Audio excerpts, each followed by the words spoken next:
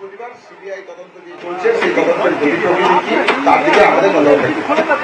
Number 2, কিছু constructive কথা মহামান্য আদালত বলেছে, সেগুলোকে আমরা ওয়েলকাম করছি।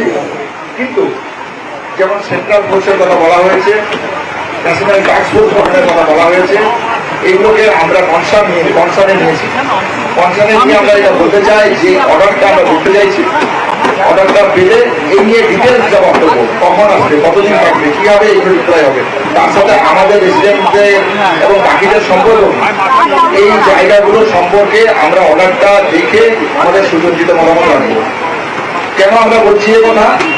এখনো অব্দি একজন অ্যারেস্ট হয়েছে, তাহলে যেটা পরিষ্কারভাবে পরিলক্ষিত হচ্ছে যে পোস্টমর্টম রিপোর্ট আমরা কাল সংবাদ মাধ্যমের মাধ্যমে পরিলক্ষিত করেছি, আমাদের যেটুকু মেডিকেল নলেজ আছে সেই নলেজ থেকে আমরা এটা বলতে পারি এই ঘটনার সাথে একাধিক ব্যক্তি জড়িত। যদি একাধিক ব্যক্তি জড়িত হয় তাহলে এখনো তারা প্রকাশ্যের ছাদের আলোয় ঘুরে বেড়াচ্ছে এই ক্যাম্পাসের বাইরে, তাহলে আমরা কিভাবে সুরক্ষিত ফিল করতে পারি?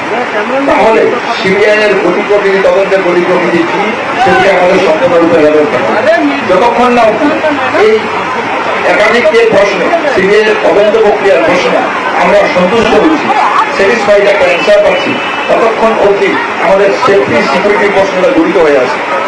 আমরা ক্যাম্পাসে তো আমাদের কর্মবিরতি যদি তুলি তাহলে তো আমরা বাড়িতে বসে রাখতে হবে না, আমাদেরকে ক্যাম্পাসেই থাকতে হবে, কাজ করতে হবে।